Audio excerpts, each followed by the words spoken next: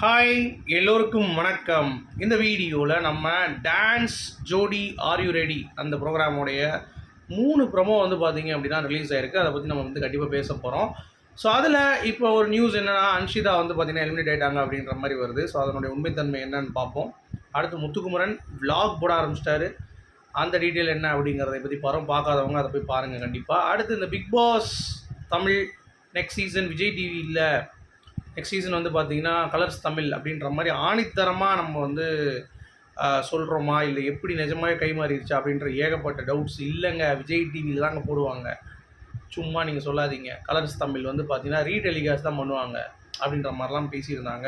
So அதனுடைய உண்மைத்தன்மை என்ன அப்படிங்கிறதை பற்றியும் இந்த வீடியோ டிஸ்கஸ் பண்ண போகிறோம். ஸோ வீடியோக்குள்ளே போகிறதுக்கு முன்னாடி சேனலுக்கு புதுசாக இருந்தீங்கன்னா கண்டிப்பாக சப்ஸ்கிரைப் பண்ணிக்கோங்க, வீடியோ மறக்காமல் ஒரு லைக் பண்ணிக்கோங்க. இப்போ நம்ம வீடியோக்குள்ளே கண்டிப்பாக போகலாம். ஸோ என்னை பொறுத்த வரைக்கும் டான்ஸ் பயங்கரமான ஒரு ப்ரோக்ராம் வந்து பார்த்திங்கன்னா ஜோடி ஆர் யூ ரெடி தான்.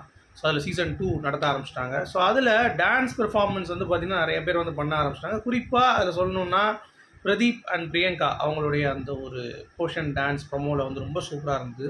தாத்தா வராரு, கதிரை விட போகிறாரு, அந்த பாட்டுக்கு வந்து சும்மா பின்னிட்டாங்க. இன்னொரு பக்கம் வந்து பார்த்திங்கன்னா ராணிகுமாரி அபினவ், ஸோ அவங்களுடைய பெர்ஃபார்மன்ஸ் கேட்கவே வேண்டாம், செம்மையாக பண்ணாங்க. அப்புறம் எல்லா ஜோடிகளுடைய பெர்ஃபார்மன்ஸும் நம்ம பார்த்தோம். பட் அன்ஷிதாவுடைய பெர்ஃபார்மன்ஸ் வந்து பார்த்திங்கன்னா அங்கே இல்லவே இல்லை. இப்போது எலிமினேஷனுக்கு வந்து ஒரு ட்விஸ்ட் வச்சுட்டாங்க. விஜய் டிவி ப்ராடக்ட் அனுப்பிச்சிதா அப்படிங்கிறதுனால புதுசாக வந்தவங்கள அங்கேயும் ஒரு கேம் ப்ளே பண்ணுறாங்க அப்படிங்கிறது எத்தனை பேர் நோட் பண்ணீங்க?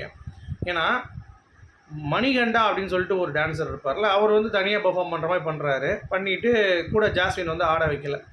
உடனே என்ன பண்ணுறாங்க, நீங்கள் டிஸ்குவாலிஃபைட் ஆயிடுவீங்கன்ற மாதிரி ரம்பா வந்து தூக்கி போட்டு மிரட்டுறாங்க. ஸோ இது எதுக்கு அப்படின்னு சொல்லி பார்த்தீங்கன்னா, அங்கிட்ட அன்ஷிதாவுக்கு வந்து பார்த்தீங்கன்னா டான்ஸ் வந்து சுத்தமாக வரமாட்டேது.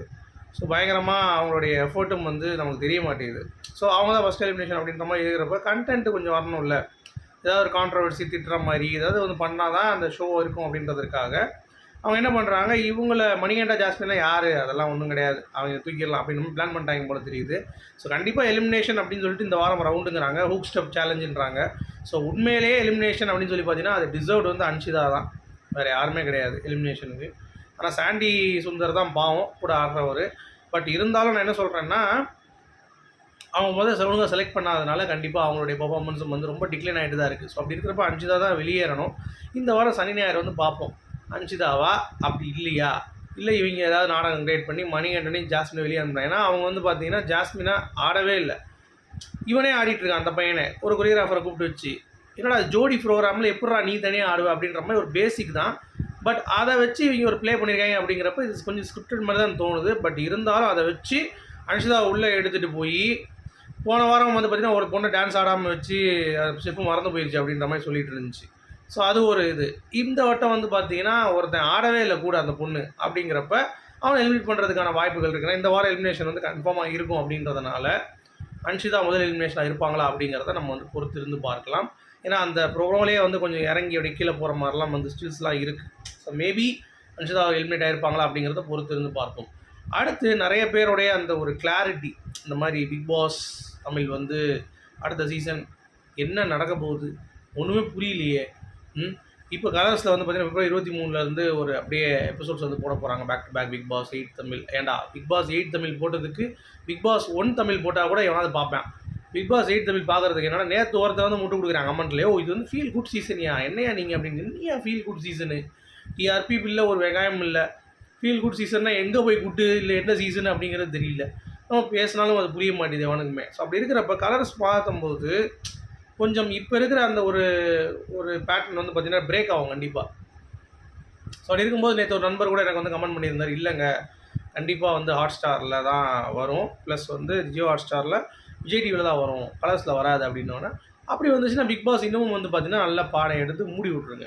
ஏன்னா அது வாய்ப்பே இல்லை. கலர்ஸ் போனால் வச்சு ஏதாவது டிஃப்ரெண்ட்டாக ஆர்டிஸ்ட் கொண்டு வருவாங்க, டாஸ்க் வந்து கொஞ்சம் கடுமையாக்கப்படலாம், சரியா. ஸோ நிறைய விஷயங்கள் இருக்குது கலர்ஸில் போகலாம். பிக் பாஸ் இன்ட்ரெஸ்ட்டாக பார்க்குறது தான் மேட்ரு.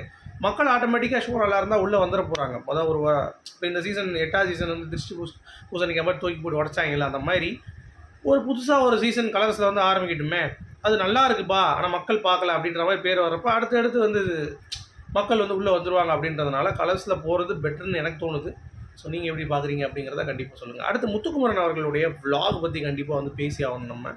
ஸோ எல்லோரும் விலாக்ஸ் போட ஆரம்பிச்சிட்டாங்க. என்னையும் வந்து நிறைய சப்ஸ்கிரைபர்ஸ் வந்து கேட்குறாங்க விலாக் போடுங்கன்ட்டு. இல்லை நான் கொஞ்சம் வேறு இதில் கொஞ்சம் பிஸியாக இருக்கேன். இந்த ஆஃபீஸ் செட்டப்பில் ப்ளஸ் வந்து இந்த ஷார்ட் ஃபிலிம் எடுக்கிறதுலேயும் கொஞ்சம் பிளானிங் போயிட்டுருக்கு. ஸோ அதனால் அதில் கான்சன்ட்ரேட் பண்ண முடியல. விலாக்ஸ் முத்துக்குமரன் பண்ணியிருக்காரு. யாரை போய் மீட் பண்ணியிருக்காருன்னு பார்த்தீங்கன்னா சாச்சனா போய் மீட் பண்ணி அவங்களுக்குள்ளே அப்படியே பேசிக்கிட்டு அவங்க புல்லட் ஓட்டுற மாதிரிலாம் வந்து ஷார்ட்ஸ்லாம் வச்சுருக்காரு. ஸோ பாருங்கள், நல்லா இன்ட்ரெஸ்டிங்காக இருக்குது, நல்லா ஃபன்னாக பண்ணுறாங்க. அதுவும் அந்த முத்துக்குமரன் கூட ஒரு பையன் இருக்கான், நல்லா காமெடி பண்ணுறான். ஸோ 2 பேரும் நல்ல ஒரு MK Vlogs அப்படிங்கிறது ஒரு பிராண்டாக மாறுமா அப்படிங்கிறத பொறுத்திருந்து பார்க்கலாம். ஸோ எல்லாம் யூடியூப் பக்கம் வராங்க.